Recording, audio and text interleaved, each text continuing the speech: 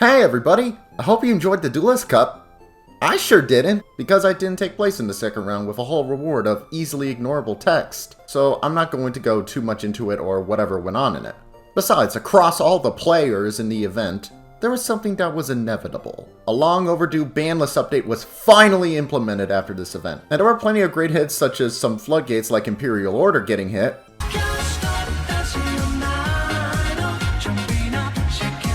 and some that for me personally are kind of tragic, like with True King of Calamities, which means the deck I'm about to hit Diamond 1 with is about to get a whole lot less useful.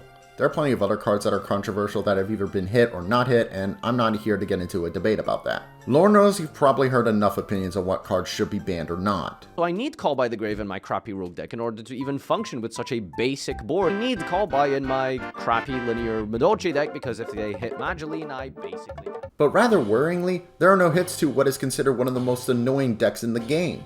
A deck revolving around one of the most despised cards in recent history. A little link monster called Halq, or Halq for short. The venom spewed against this card is crazy, and it has been banned on the OCG ban list and severely nerfed into TCG. And yet is at this moment almost untouched in Master Duel. So what makes this card so controversial? Well, let's take you back to 2017. Robert Mugabe was outed as president of Zimbabwe, people still cared about Marvel movies, and Konami introduced what's called Master Rule 4. A big change to the overall rules of the game. There were a lot of little changes, but the biggest was the introduction of the extra monster zone. But this new territory to summon a monster came at a price. You could only summon an extra deck monster to this zone. The only way to summon extra deck monsters to any other monster zone was to have a link monster out and summon it to a zone where one of the link monster's arrows point to. This, as you can imagine, was highly controversial. It made years of developed strategies useless, all for the sake of trying to push these brand new link monsters. Eventually, Konami fixed it to the current format where you can summon non-link extra deck monsters anywhere, but it was a pretty rough period regardless. Still, Konami did try to fix it, first by releasing link monsters for seemingly every archetype they've ever made. But more notably, they introduced 4 monsters to assist in the summoning of previous extra deck monsters. They were Bujinki Ahashima for Xyz monsters, Heavy Metal Foes Electromite for Pendulum monsters, Predaplant Verte Anaconda for fusion monsters, and finally, Halq for synchro monsters. While Ahashima is considered relatively harmless, mostly due to not being able to summon or add from the deck, the rest have seen inclusions on ban lists at various points. Heavy Metal Foes Electromite can add a Pendulum monster to your extra deck, then destroy one of your cards to add a Pendulum monster from your extra deck to your hand, and if a Pendulum Zone card is destroyed, you draw a card, which naturally led to all sorts of shenanigans. Predaplant Verte Anaconda was initially not so bad, paying 2,000 life points to use a fusion card from your deck, but a little card called Fusion Destiny came out which resulted in all too easy DPE summoning, earning him a spot on the most hated list and eventually being banned. But hoo boy, it's Halq that receives the biggest amount of hate.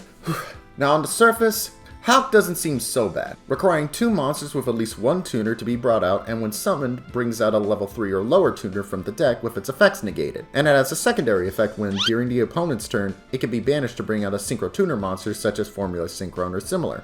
Now while he's powerful, it's not extreme sounding, right? Well, did you notice my wording? Did I mention any kind of drawback or cost?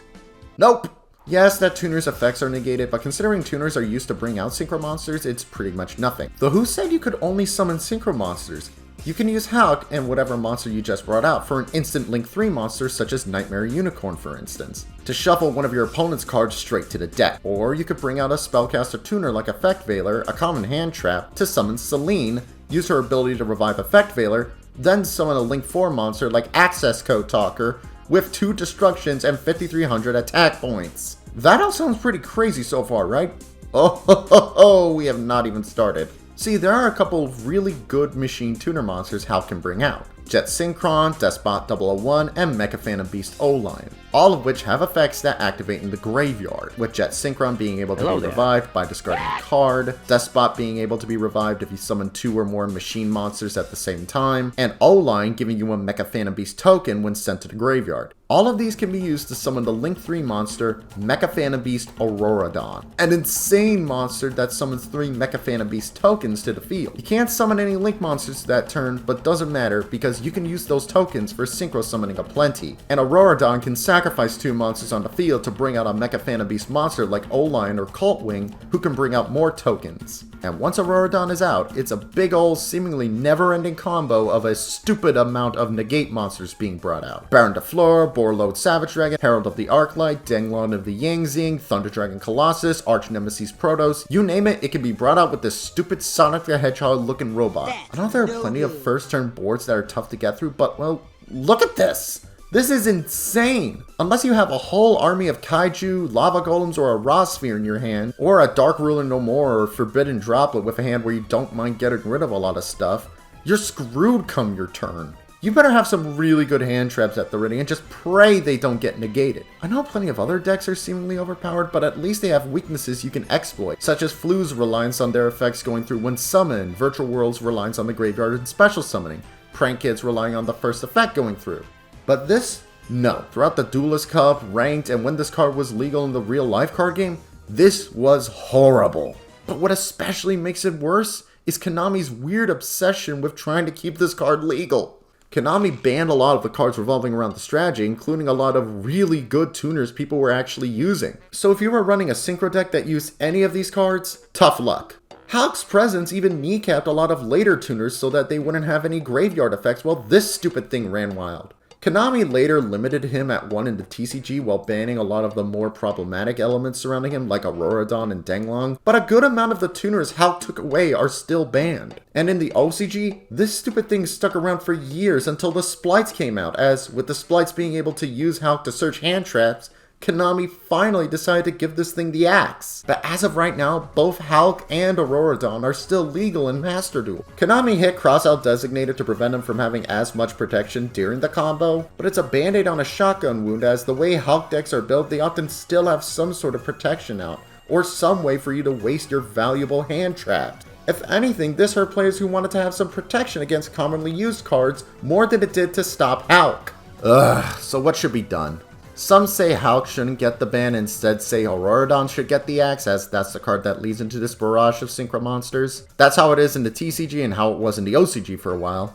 And that's a valid opinion that I wholeheartedly disagree with. Even if Auroradon is illegal, there's still the problem of him being an instant Link 4. And on top of this, people were already using him in the insane DDD Synchro combo, which, while not as powerful as Auroradon, is still nothing to sneeze at. And as mentioned before, there's the splites, which once they're added will allow searchable hand traps, which in a game already teeming with crazy hand traps is pretty horrifying. Honestly, ¿Por qué no los dos?